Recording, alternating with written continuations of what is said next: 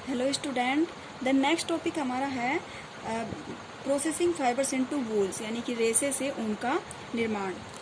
तो रेसे से ऊन का निर्माण कैसे करते हैं? In the wool which use for knitting sweaters for और फॉर वीविंग स्वास in the finished product of a long process, यानी कि फाइबर से वूल फाइबर को रेसे को ऊन में परिवर्तित करने के लिए एक बहुत लंबी प्रोसेस से गुजरना पड़ता है, जिसके अंदर कुछ निम्न स्टेप्स होते हैं। जैसे कि पहला आता है सेयरिंग। सेयरिंग का मतलब होता है बाल उतारना। तो the fleeces of the sheep along with a thin layer of skin is the removal from the its body, the process is called shearing. यानी कि क्या करते हैं कि जो सिप होती हैं उनकी स्किन से उनके बालों को उतारने की प्रक्रिया जो होती है वो क्या कहलाती है? सेयरिंग कहलाती है।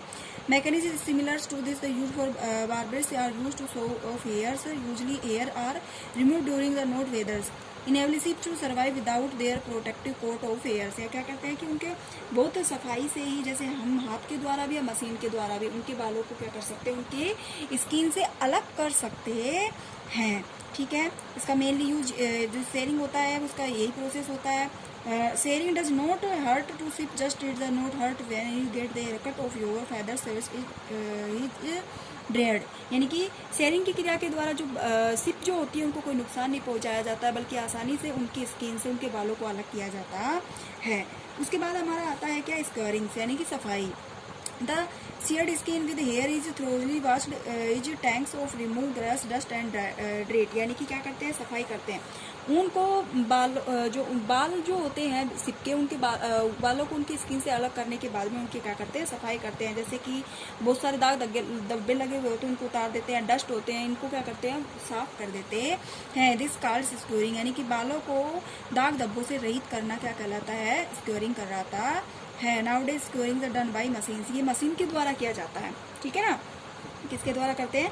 मशीन के द्वारा। जैसे ये दिखा रखा है स्क्योरिंग्स इन टैंक्स, टैंक्स के अंदर बालों को डाल करके और उनकी सफाई की जाती है। उसके बाद आता है सोर्टिंग, यानी छटाई करना। छटाई कैसे करते हैं कि after scoring sorting is done, यानी कि स्कोरिंग के बाद में शॉर्टिंग को कंप्लीट किया जाता है। The hair skin is send to a factories where hair different textures are separated और सोर्टेड। यानी क्या करते हैं कि बहुत सारे जो रासायनिक केमिकल पदार्थ होते हैं उनके द्वारा, या फिर हम कहें कि फैक्ट्रीज के अंदर इनके बालों से जो अनावश्यक बाल जो होते हैं, छोटे बाल जो रह जाते हैं या फिर जो नाजुक होते हैं, उनको हटा दिया जाता है छटाई के द्वारा, यानी कि उनकी छटनी कर दी जाती है।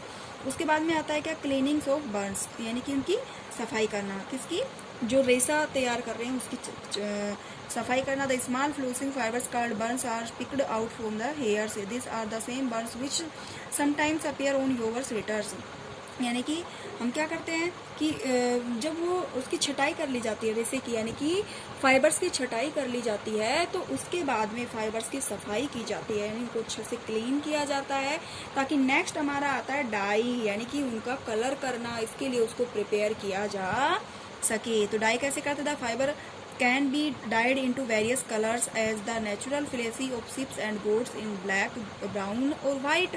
कि जो फाइबर जो होते हैं उनको क्लीन करने के बाद में, उनकी सफाई करने के बाद में नेक्स्ट टॉपिक डाइंग आता है। तो डाइंग में क्या होता है कि उनको अलग अलग कलर से डाई किया जाता है। जो नेचुरल फ्लैसी जो होती है उनकी सिप एंड गोट्स के जो बाल होते हैं वो नेचुरली कैसे होते हैं? ब्लैक मिलेंगे, ब्राउन मिलेंगे या फिर वाइट मिलेंगे। और हम चूंकि अलग अलग कलर्स के कपड़े पहनते हैं तो उन पर क्या की जाती है? डाई की जाती है। नेक्स्ट डाई के बाद आता है क्या? रोलिंग।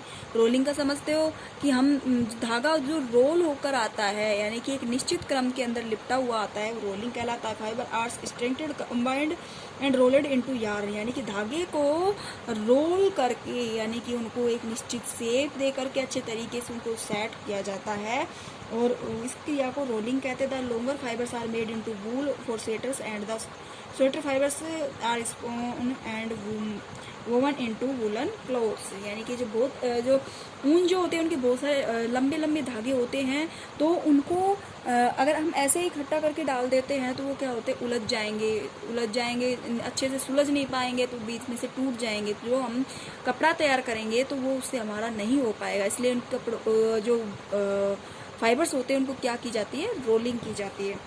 तो the process of fibre into wool can be represented also, यानी कि प्रोसेस कैसे चलता है, पहले शेयरिंग होती है, उसके बाद स्क्योरिंग होती है, sorting, cleaning of birds, dyeing and rolling. Okay.